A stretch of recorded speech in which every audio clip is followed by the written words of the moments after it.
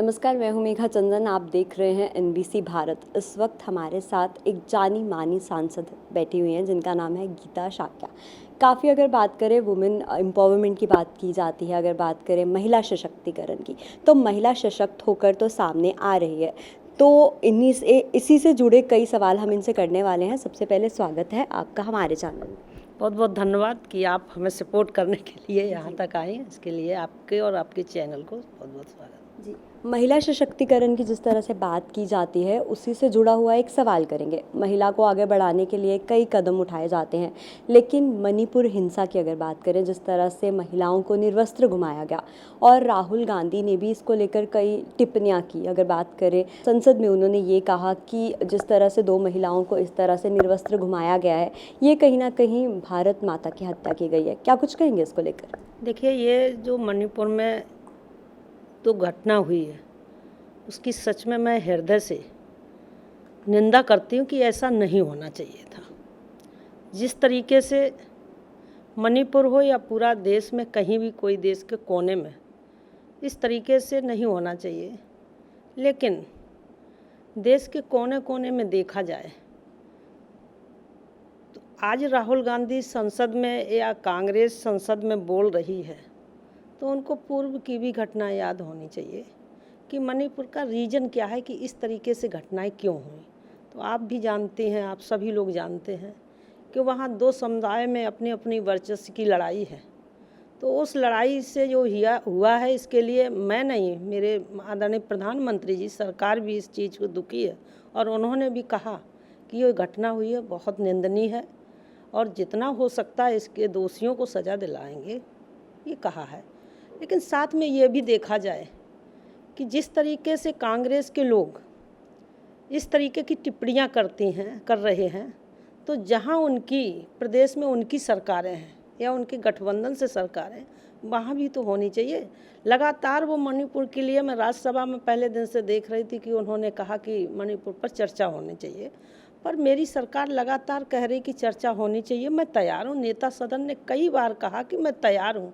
एक दिन ऐसी पे दिया गया था कि मणिपुर पर चर्चा हो, पर कांग्रेस के साथी, कांग्रेस के जो विपक्ष था, वो वहाँ से वॉकआउट करके चला गया। चर्चा होनी चाहिए ना, लेकिन चर्चा करने को तैयार नहीं। वो केवल मीडिया में और केवल सोशल मीडिया में दिखाते हैं कि मैं देश की महिलाओं के लिए बड़े हितैषी हैं। अब जब चर्चा की बात आती है तो चर्चा नहीं करते। देखिए, देश पक्ष विपक्ष दोनों से मिलके चलता है, दोनों की विचारधारा से चलता है। तो अगर जो कहीं गलत हुआ है तो हमारी सरकार चर्चा करने को तैयार है। अच्छे सुझाव दीजिए, उसको मानेंगे।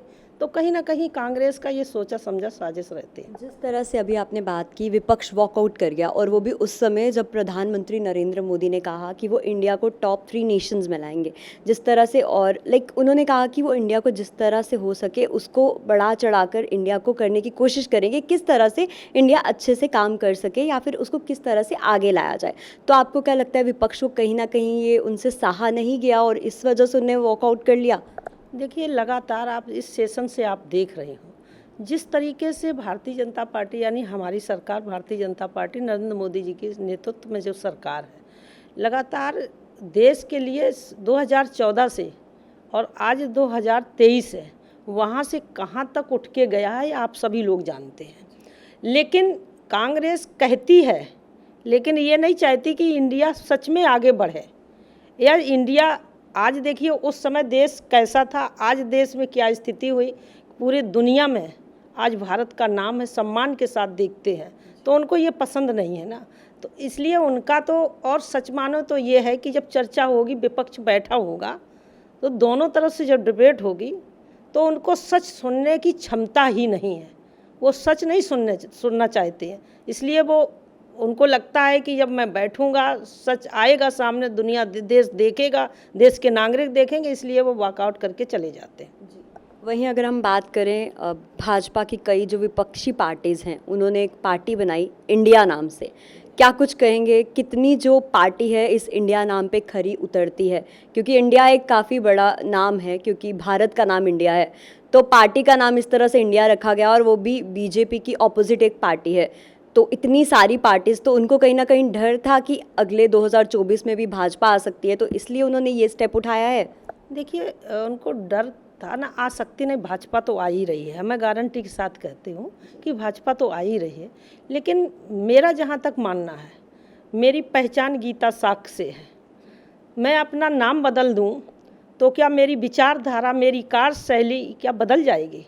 वो यूपीए है, कांग्रेस और गठबंधन है, जो उनकी विचारधारा है, उनकी वही विचारधारा रहेगी कि देश में उन्होंने हमेशा से तुष्टीकरण की राजनीति की, हमेशा परिवारवाद की राजनीति की, वंशवाद की राजनीति की, और यहाँ तक भ्रष्टाचार की आप देखिए जितने भी घोटाले हुए हैं, इतने बड़े बड़े घोटाले कांग्रेस के ही इस शासनकाल में घोटाले, उनकी ही सरकार थी और उनके ही सरकार में उनके ही लोग मिनिस्टर के घोटाला खुला, उनके ही लोग जेल में गए। तो नाम से बदलने से कुछ नहीं होता, और ये हिंदुस्तान है, सभी का है। कोई एक अपने कब्जे में करना चाहे वो नहीं हो सकता। उनको नाम बदलने की, मुझे लगता कि नाम बदलने की बजाय वो अपनी कार्यशैली पर बदलाव करें और सच में देश में रहने वाले लोगों को, उनकी प्रगति के लिए, उनकी उन्नति के लिए, उनको आगे बढ़ाने के लिए काम करें तो बेहतर होगा। इससे ज़्यादा मैं उनके लिए नहीं, मैं केवल अपनी पार्टी की, अपनी सरकार की विचारधारा पे काम करती हूँ। और प्रधानमंत्री जी का देखिए, एक मूल मंत्र के साथ उन्होंने शुरू में नारा दिया था कि सबका साथ सबका विकास, और आते आते सबके प्रयास से, ये सच बात, हम लोग कभी भेदभाव नहीं करते। ये लोग जब हमारी सरकार नहीं थी, जब हम लोग चुनाव में जाते थे तो ये एकदम मुस्लिम भाइयों को डराते थे, बहनों को डराते थे, अगर जो भाजपा की सरकार आ गई तो तुम्हें देश से निकाल दिया जाएगा। देखिए लगातार 2014 से सरकार है हमारी, और कहीं भी किसी का ऐसा कोई नहीं कि कहीं भी मुस्लिम भाई बहनों के साथ अन्याय किया जा रहा हो या पक्षपात किया जा रहा हो। लगातार जो भी योजनाएं हैं, सच मानिए तो आंकड़ा उठा के आप देख लीजिएगा, सच मानिए तो हमारी भाजपा सरकार की जो भी योजनाएं हैं, सबसे ज़्यादा लाभ हमारे मुस्लिम और बहनों ने लिया है, भाइयों बहनों ने लिया है। भाजपा को तो उन्होंने टारगेट किया, लेकिन जब उन्होंने इंडिया नाम रखा, बहुत सारे उनके ही पार्टी के कई उच्च अधिकारी नेता थे जो बोल रहे थे कि ये क्या नाम है, ये क्या इंग्लिश नाम है, और मतलब खुद की ही उनकी नहीं बन रही थी इस नाम को लेकर कि क्यों ऐसा इंडिया नाम रखा जा रहा है। और बहुत सारे लोगों को तो इसका जो किसी भी चीज़ की एक फुल फॉर्म होती है, लेकिन उनको इस चीज़ की फुल फॉर्म ही नहीं पता थी। क्या कुछ कहेंगे इसको लेकर? देखिए उनकी जो लड़ाई है वो लगातार, आज वो सब ममता बनर्जी जी इनके आ गए। आज यहाँ जब सदन में देखो तो कम्युनिस्ट और ममता बनर्जी एक साथ बैठे। कम्युनिस्टों ने हमेशा ममता बनर्जी के साथ उनका आपस में प्रतिद्वंद्वी रहा है, उन्होंने किस तरीके से उनको ख़त्म करने का सोचा। तो उनकी जो कार्यशैली, वो इसीलिए कह रहे, वो इंडिया को, भले ही वो देश में रह रहे हों, उनको ये पसंद नहीं है। और सच मानिए तो उन्होंने नाम उनको सोच समझ के रखना चाहिए था। इस देश में सबका, एक एक बच्चे का अधिकार, किसी जात धर्म समुदाय के लोगों के रहने वाले चाहे बच्चा हो, सबको अधिकार है, सबका हिंदुस्तान है। और हम हिंदू भाषी देश में हैं, हिंदी भाषी देश में हैं, हम लोग हिंदुस्तान के रहने वाले हैं। उनकी कार्यशैली जनता समझ रही है, उनको देख रही है, और मैं विश्वास के साथ कहती हूँ कि वो बोलते हैं, केवल करते नहीं हैं। हम बोलते नहीं, करके दिखाते। आज देश को आदरणीय प्रधानमंत्री जी ने कहाँ से लेके कहाँ तक पहुँचाया, आप खुद ही देख रहे थे। तो ये कार्यशैली हमारे देश की जनता जानते, हर वर्ग के व्यक्ति जानता है, और पूरी तरीके से आदरणीय नरेंद्र मोदी जी को विश्वास करते हैं। तभी तो आप देखिए, नरेंद्र मोदी जी चाहे लाल किला से एक शब्द बोल दें, पूरे देश की जनता उनको मानती, फॉलोअप करती है। तो इसलिए नरेंद्र मोदी जी का नेतृत्व में ये चाहे कोई भी नाम दें, उनका नाम आगे बढ़ने वाला नहीं है। भारतीय जनता पार्टी की पुनः सरकार बनेगी, और मैं दावे के साथ कहती हूँ, तीसरी बार नरेंद्र मोदी जब प्रधानमंत्री बन के आएंगे तो अभी तो देखिए इन्होंने इतनी देश आज़ाद होने के बाद गंदगी फैला रखी थी, उसको साफ करते करते समय लगा। तीसरी बार जब प्रधानमंत्री आएंगे तो सच में आदरणीय नरेंद्र मोदी जी के नेतृत्व में जो जिस तरीके से देश में व्यक्तियों ने सपना देखा था, वो सपना पूरा होने वाला होगा, और किस तरीके से देश को और ऊंचाइयों पर पहुंचाएंगे। बात की आपने ममता बनर्जी की, तो उनकी हाल ही में एक वीडियो वायरल हो रही है जिसमें वो कैसे शिवलिंग पर ऐसे ऊपर से काफ़ी एक डिसरिस्पेक्टफुली वो उन पे चीज़ें अर्पित कर रही हैं, चाहे फूलों की बात करें, चाहे माला की बात करें, चाहे दूध की बात करें। काफ़ी मतलब भगवान जिन्हें हम पूजते हैं उनको काफ़ी ऊपर से वो दूध माला डाल रही हैं, और वो भी ऐसे कि बस ऐसे कर रही हैं, मन से नहीं। और ये भी है, जब भी बंगाल में चुनाव होते हैं उसके बाद काफ़ी हिंसा देखी जाती है, खासकर हिंदू टारगेट किए जाते हैं। क्या कुछ कहेंगे, भाजपा सरकार के क्या वहाँ पर भी आने के चांसेस हैं, आ सकती है? देखिए, निश्चित तौर से पहले की अपेक्षा में जब हमारा पश्चिम बंगाल में चुनाव हुआ तो भारतीय जनता पार्टी के विधायकों की संख्या बढ़ी और वोट परसेंटेज बढ़ा। मैं विश्वास के साथ कहती हूँ, पश्चिम बंगाल के भी भाई बहन समझ रहे हैं, लेकिन वहाँ ममता बनर्जी जी ने जिस तरीके से उन्होंने और उनके लोगों ने वहाँ की जनता को भयभीत कर रखा है, तो उसके निकलने में थोड़ा वक्त लगेगा। और आप जैसे दूध की कह रहे हैं, वो कभी उन्होंने अपनाया ही नहीं, भगवानों को कभी नहीं अपनाया। अब है क्या कि पूरे देश में धार्मिक स्थिति, धार्मिक की पद्धति है, सभी लोग धर्म से जुड़ गए हैं, सभी लोग भगवान राम जैसे अयोध्या में भगवान राम का दिव्य भव्य मंदिर बनना निर्माण हो रहा है, तो वो समझ चुकी है कि यहाँ पर भारत देश की जनता भारतीय जनता पार्टी के साथ, आदरणीय नरेंद्र मोदी जी के साथ है, तो इसलिए वो भी मंदिरों में जाना मजबूर हो गई हैं। अब वो जाने तो लगी हैं, पर उनको पूजा अर्चना करने की विधि पता नहीं। वो उनको लगता है कि साफ साफ मजबूरी दिख रही है। मजबूरी दिख रही है। दिख क्या मजबूरी है, तो वो गई दूर से फूल फेंक रही, दूर से दूध। लेकिन भगवान भी जानते, भगवान कुछ खाते नहीं, पर भगवान भावना के भूखे हो। वो भी समझते हमें दिल से कौन पूज रहा है, हमें दिल से कौन मान रहा, भगवान उसका परिणाम देंगे। आप देखिए उनको, ठीक है। जिस तरह से बात की जाती है महिला सशक्तिकरण की, आप भी काफ़ी ज़्यादा सशक्त होकर सामने आई हैं, क्योंकि राज्यसभा की एक सांसद हैं आप, काफ़ी बड़ा मुकाम है, काफ़ी इसके पीछे परिश्रम रहा होगा। तो और भी जो महिलाएं आगे आना चाहती हों, उनको भी थोड़ा मोटिवेट करने के लिए कैसे बताएंगी, कैसे देखती हैं आप पूरे सफ़र को, और क्या कहना चाहती हैं पूरी महिलाओं को? देखिए, मैं एक साधारण से परिवार की एक किसान की बेटी हूँ, और मैं एक छोटे से कॉन्वेंट विद्यालय में पढ़ाती थी। तो जब मैं अपने गांव आती थी, देखती थी गांव में कि गांव की जनता के काम बहुत छोटे छोटे तहसील के होते हैं, थाने के होते हैं। जब उनके पास कोई वो कुछ होता था, कहीं जाते थे तो उनकी कोई मदद नहीं करता था, तो होता क्या था कि वो मेरे पास उस समय आया करते थे, तो मैं धीरे धीरे उनकी मदद करती थी। तो उसी बीच गांव का चुनाव आया पंचायत का, तो उन्होंने कहा कि हमारे यहाँ हमारे घर पर आए लोग और ये कहा कि अपनी बहू को आप ग्राम प्रधान का चुनाव लड़ाइए, क्योंकि हमें विश्वास है कि बिना ग्राम प्रधान हुए हम लोगों की मदद करते, आप लोग हमेशा दिन रात हमारे साथ खड़े रहते हो, तो चुनाव हम लोग राजनीति में नहीं आना चाहते थे। सच में मेरा केवल एक उद्देश्य था कि जिस व्यक्ति को जिस चीज़ की आवश्यकता है तो उसका हम सहयोग कर सकें। अगर जो भगवान ने हमें जीवन दिया है तो करना चाहिए। तो इस तरीके से हम प्रधानी का चुनाव लड़े, जीत गए, दोबारा भी जीत गए। तो प्रधानी के प्रधान रहते हुए मैंने अनेक काम कराए। महिलाओं से संबंधित विकास तो बहुत कराया ही, आप सभी लोग जानते हैं, पर महिलाओं से संबंधित मैंने स्वयं सहायता समूह के माध्यम से उन लोगों को बनवाना शुरू किया, और बनवाने के साथ साथ उनको ट्रेनिंग शुरू कराई। और यहाँ तक मैंने खुद अपनी ग्राम पंचायत में ही ट्रेनर को बुला के वहाँ की जो महिलाएं थीं, वहाँ की बेटियाँ थीं, उनको वहाँ मैंने प्रशिक्षण दिलाया। बेटियाँ पढ़ी लिखी थी तो कंप्यूटर सिखाने का ट्रेनिंग दिलाई, और जो महिलाएं कुछ कर सकती थी तो उनको जैम, जेली, अचार, मुरब्बा बनाना सिखाया। ये काफ़ी हमने कराया। उसके बाद उसमें से कई महिलाएं ऐसी हैं कि आज भी उनका व्यापार चल रहा, बड़े स्तर से काम करने लगी। उसके बाद मैं बड़ी राजनीति में आ गई।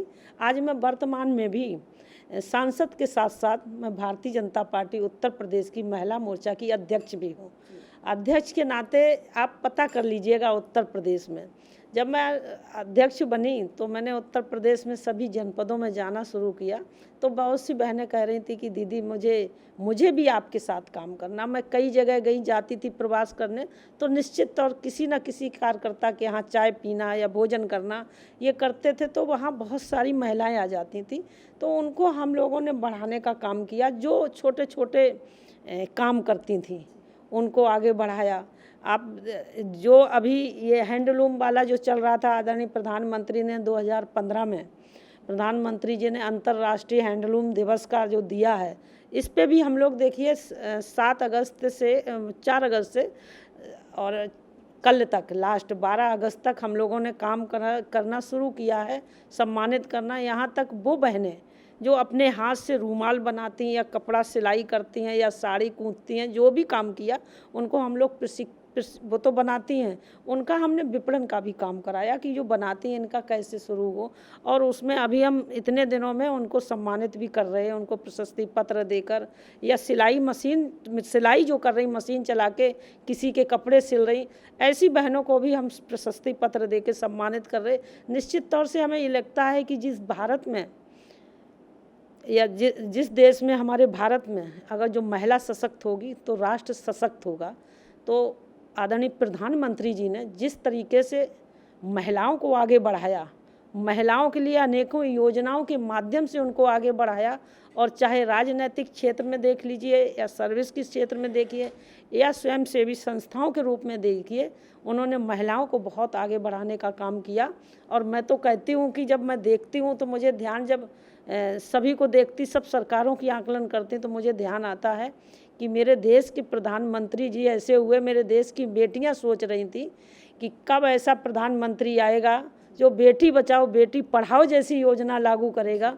तो इतना समय का इंतज़ार करने के बाद तो आप भी जाती होंगी, आप खुद आप एक एंकर हो जाती हो, पत्रकार हो, मीडिया से चैनल देख रही, तो आप देखती हो कि महिलाओं का जो रुझान है वो देश के प्रधानमंत्री जी के साथ है। तो मैं तो हमेशा, सरकार मेरी कर रही है, चाहे यहाँ की सरकार, केंद्र की सरकार, प्रदेश की सरकार, इसके साथ साथ भारतीय जनता पार्टी में मैं ही नहीं, भारतीय जनता पार्टी में जितनी महिलाएं, चाहे मिनिस्टर हों या पदाधिकारी हों या सांसद विधायक हों, इन लोगों ने सभी ने एक लक्ष्य बना रखा कि अपने अपने क्षेत्र की महिलाओं को, बेटियों को आगे बढ़ाना। आत्मनिर्भर भारत प्रधानमंत्री जी ने दिया है, तो आत्मनिर्भर बेटियां बने, आत्मनिर्भर महिला सशक्तिकरण हो, तो इसके लिए हम लोग लगातार काम कर रहे हैं। जितनी भी महिलाएं हमारे चैनल को देख रही हैं, उनको क्या एक मैसेज देना चाहेंगी? क्योंकि बहुत सारी महिलाएं हैं जो आगे तो आना चाहती हैं लेकिन वो आगे बढ़ नहीं पाती हैं, क्या कुछ कहना चाहेंगी उनको? देखिए, ये महिलाओं के साथ एक चुनौती है। जब मैं घर से निकली थी तो मुझे लगता कि ये पुरुष प्रधान देश महिलाओं को किस नज़रिया से देखता, आज तो बहुत बदला देश। लेकिन जब मैं एकदम गांव से आती हूँ, जब मैं निकली थी तो शायद है कि मैंने भी बहुत जिल्लतें झेली होंगी, और वो शेयर करने नहीं, आप भी निकली होंगी, आपको भी पता, सभी लोगों ने झेले।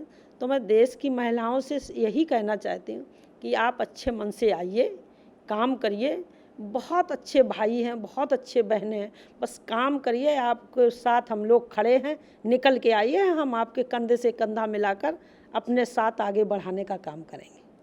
तो ये थी हमारे साथ आज गीता शाक्या जी, जिनसे हमने बात की। ये राज्यसभा की सांसद हैं। जिस तरह से हमने इनसे बात की, कई ज्वलंत मुद्दों को लेकर बात की, और इन्होंने यही कहा कि विपक्ष जिस तरह से पूरी कोशिश कर रहा है भाजपा को गिराने की, लेकिन भाजपा पूरी तरह से बढ़ चढ़कर सामने आएगी। तो अभी के लिए फ़िलहाल इतना ही। आप देखते रहिए NBC भारत। मुझे मेघा चंदन और कैमरा पर्सन जतिन गुप्ता को दीजिए इजाज़त। नमस्कार।